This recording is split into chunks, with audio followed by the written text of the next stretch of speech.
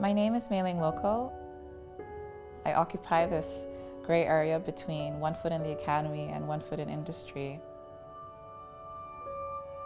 I teach at Rensselaer Polytechnic Institute and have two biomaterial upcycling companies. One is based in Ghana called Willow, and another based in upstate New York called Ambis.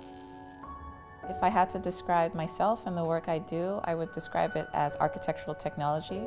To me, architectural technology gives me the broadest platform to work from the scale of the micropore of a coconut fiber all the way up to the sort of scale that we're familiar with, the buildings that we inhabit every day.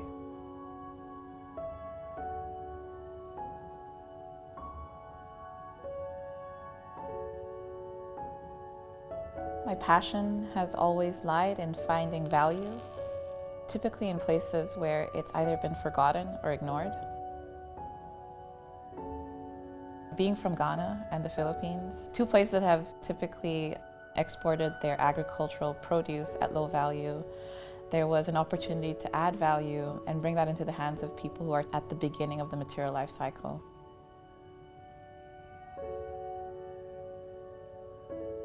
That's what I strive to do in my work. Make sure that people who are in the producing roles get more value for what they're actually doing. I'm really excited to be here as part of the Liverpool Biennial 2018, and I've come here to hack the roots.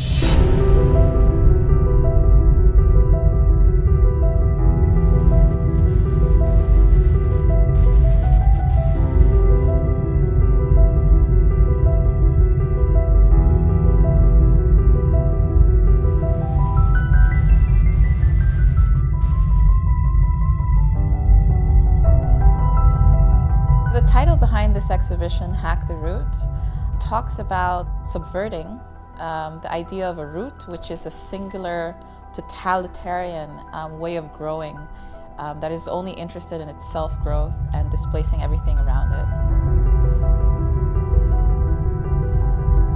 Today we produce about 350 billion tons of waste from our food industry.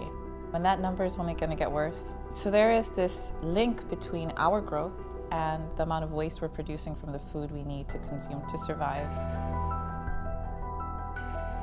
I see agro-waste as one of the most underutilized material streams that exist in the world today. These are valuable, really high-performance materials that we can use for housing our growing population. So there's a massive opportunity to take this waste problem and feed it into an alternative material supply for our buildings. Mycelium is the vegetative state of fungi. They form the underground network of forests. A great way of thinking about it is the fungi has this stationary fruiting body, and the mycelium is the soldiers. They're the brave ones who venture out to search for moisture and nutrients. So they're essentially nature's glue. They bind everything, they find all the nutrients, they recycle waste and allow the fungi to grow. To start off, when it begins, it requires very little energy in order to grow and form really strong bonds with chitin. And they basically will take the properties of anything that they're feeding on as part of their internal structure. So if you feed it with hemp, it will take on the characteristics of that agro-waste that it's feeding on.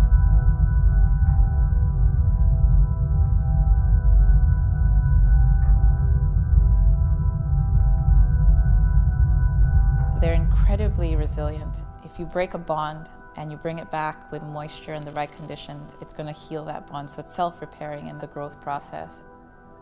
And depending on the way you process it, you can get stuff that is low density and spongy and breathable,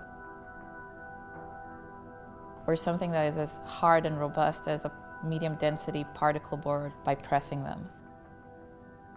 At the end of their material life cycle as well, they're completely biodegradable.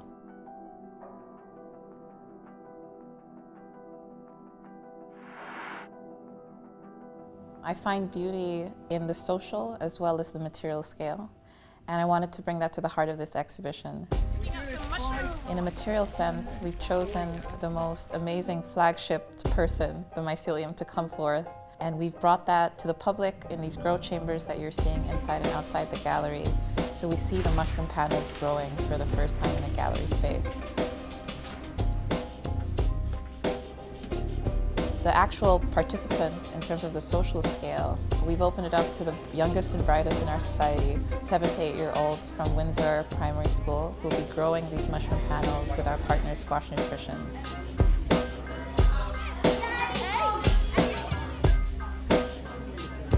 We're basically bringing members of our community, farmers, volunteers, children, all who become part of the actual production of growing this entire mycelium pavilion. The entire growing process begins with these grow-it-yourself kits, GIY kits that have come out of Ecovative. So we have these bags that are inoculated with the mycelium, and then in this case the agro-waste is hemp. So when the workshops begin, the kids use these forms. We call them grow trays, which are already in the shape, designed in the shape of our panels. And so they basically mix in the substrates. They add a cup of flour to give the mixture a bit more food and nutrition to grow. And they pack it very densely in this form. The denser it is, the stronger the panel. So the kids have to pay a lot of attention in their technique in packing in this grow tray. After they finish filling the tray, we cover it with plastic wrap, which allows the grow tray to maintain moist conditions for the mycelium to grow over a period of 4 days.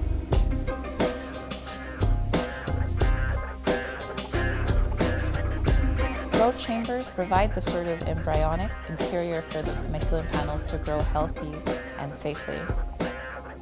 It basically maintains high humidity conditions because moisture is great for growth. It also provides a very clean, sterile environment, which means that the grow trays don't get contaminated. After that initial growth of 4 days, we have a period that is known as overgrowth, which allows the plastic wrap to come out and the actual panel to breathe a bit, but it is still covered. And what happens is we see this beautiful velvety white texture developing on the surface of the panel.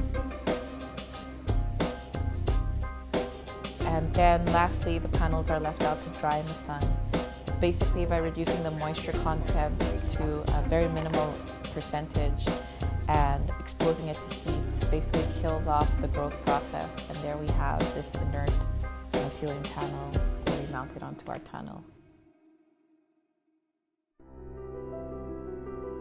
And after this exhibition, the panels will live on and have a second life in Squash, where they're growing different setups for their community farms.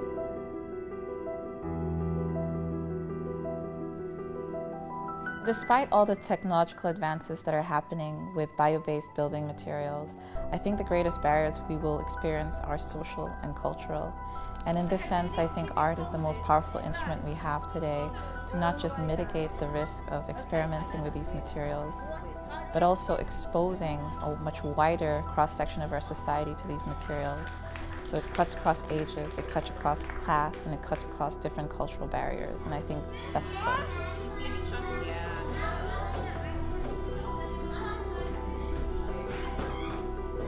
The future of this technology, mycelium, is wide open. Like many of the bioadhesive technologies that are emerging, there are just a plethora of applications.